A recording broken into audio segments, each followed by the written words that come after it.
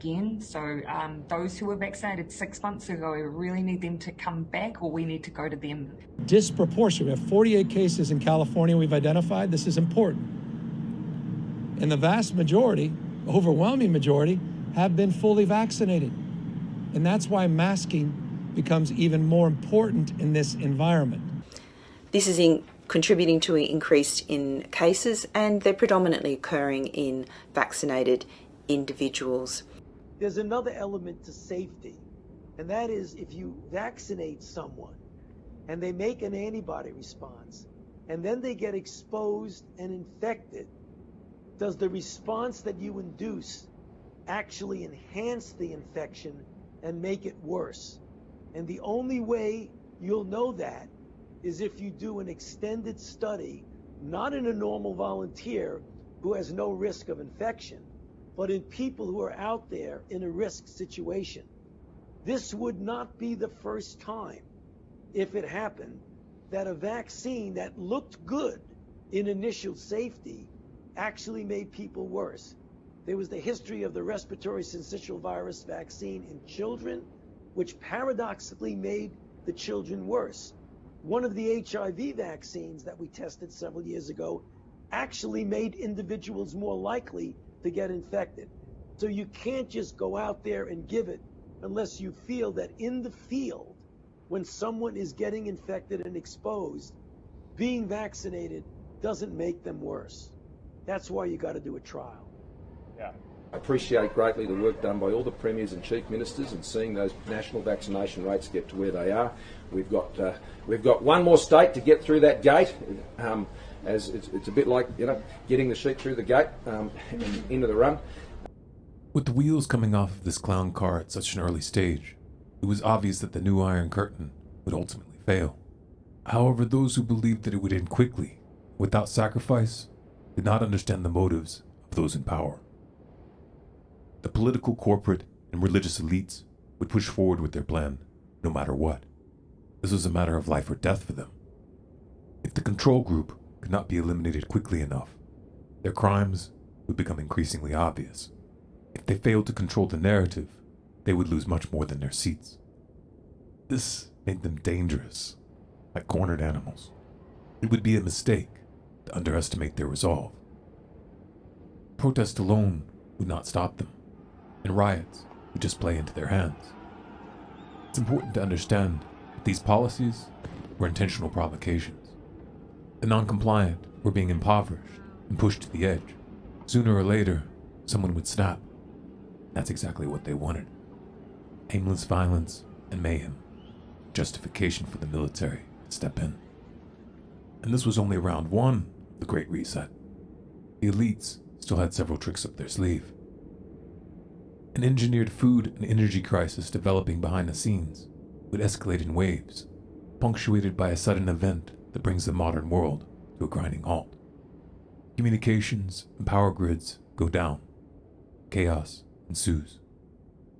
We all know, but still pay insufficient attention to the frightening scenario of a comprehensive cyber attack, which would bring to a complete halt to the power supply, transportation, hospital services, our society as a whole.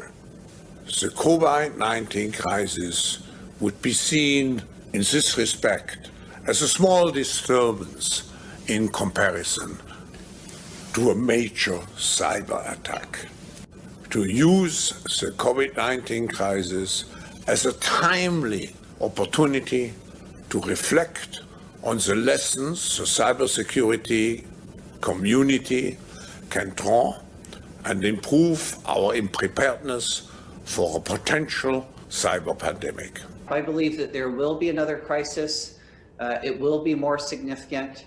And, we need to actually start preparing for that now. When we do see this next crisis, it will be faster than what we've seen with COVID. The exponential growth rate will be much steeper.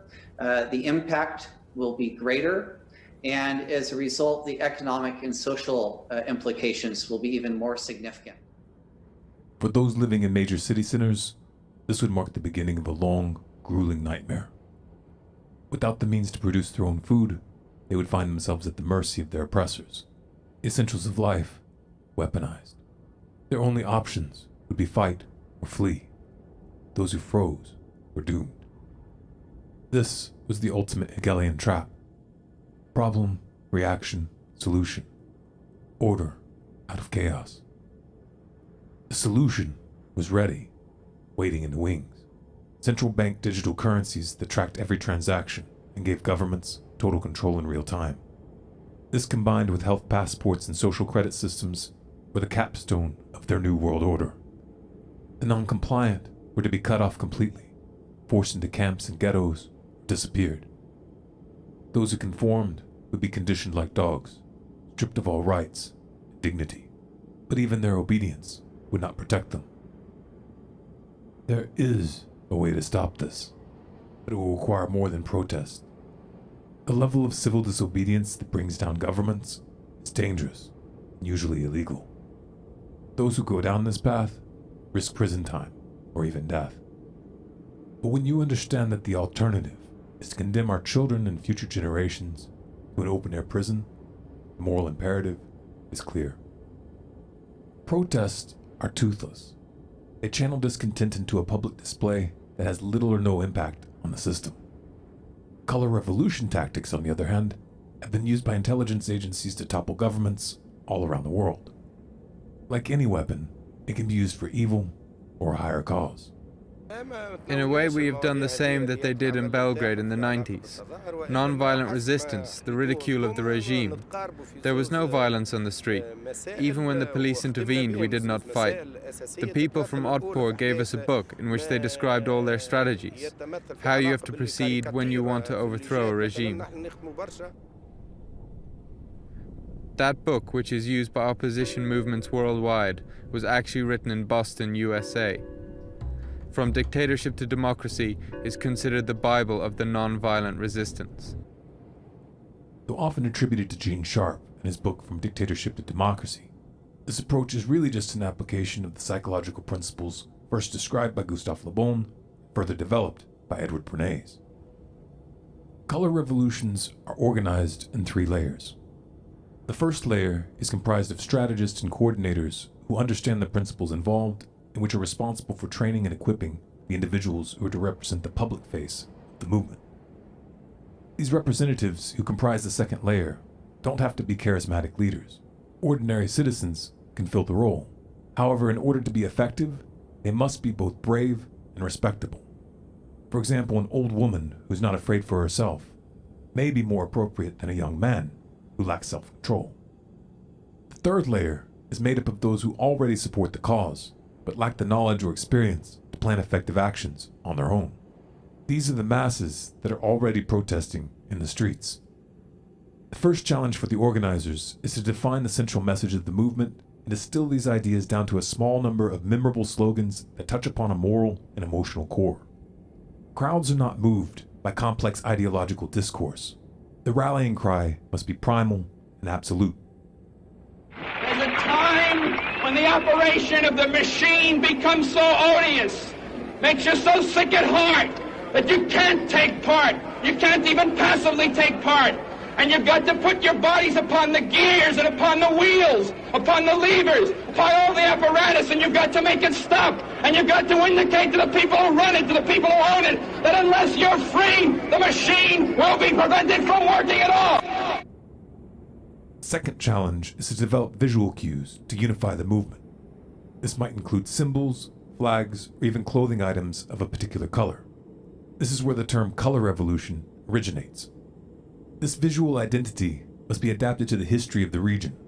For example, during the French Revolution, the resistance identified themselves by wearing the Phrygian cap, or bonnet rouge. This red conical hat with the tip pulled forward was a style of hat that was given to slaves in ancient Rome when they had earned their freedom. And at one point, it was used by a populist leader to incite a slave insurrection.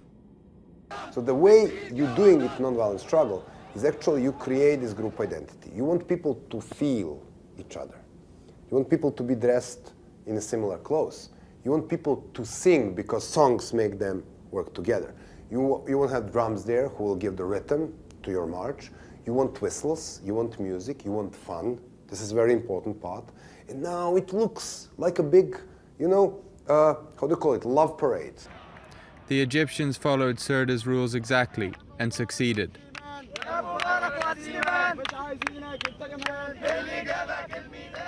The whole world was watching as the people celebrated on Tahrir Square. The regime was powerless. If it had reacted with violence, it would have lost face in front of the whole international media. Third challenge is to stage an event that neither the public or the media can ignore. This event must be highly disruptive and employ nonviolent civil disobedience to provoke the authorities. The explicit goal is to push them to brutality and capture that brutality on film. This is why courage is so important. In order to be effective, the frontline representatives must be willing to endure violence without returning it. Examples of this principle can be found in the actions staged by Gandhi and Martin Luther King Jr. Non-retaliation is important for two reasons. One-sided brutality evokes outrage among the general public. It destroys the moral authority of those in power and can be used to shame the enforcers, pressuring them to turn.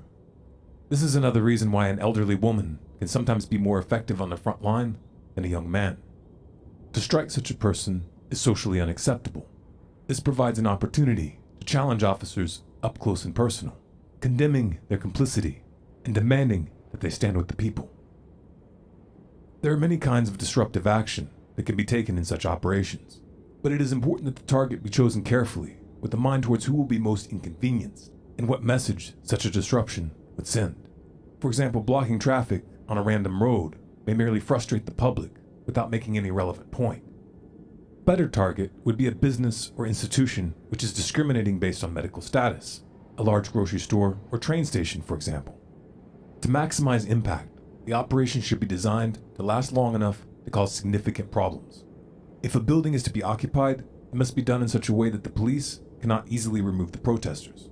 This is often accomplished by chaining doors shut and chaining participants to each other and to the infrastructure. The initial target should be a low-hanging fruit, an operation with a high probability of success. Though the event may force a change in policy, the real objective is to reach the hearts and minds of the public and to encourage insubordination within the police and military. One commander refusing to enforce an order can set off a chain reaction that exposes the impotence of the political class and brings an end to the state. To many, this course of action would sound extreme.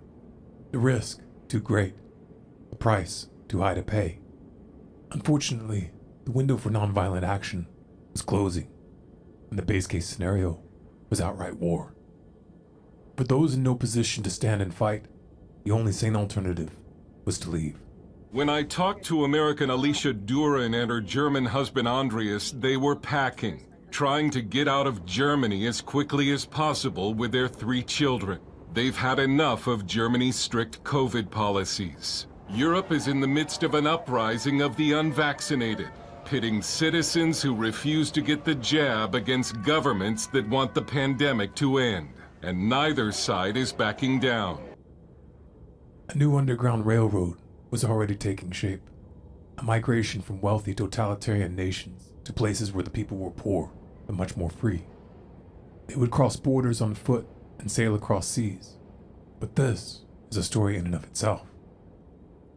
There is no easy way out. This is the test of our generation. Neutrality is complicity. Those who cling to life will lose it. So if you're the praying type, pray. And if you're not, you might want to start. The forces of evil are real. So is the other side. And each and every one of us has to choose.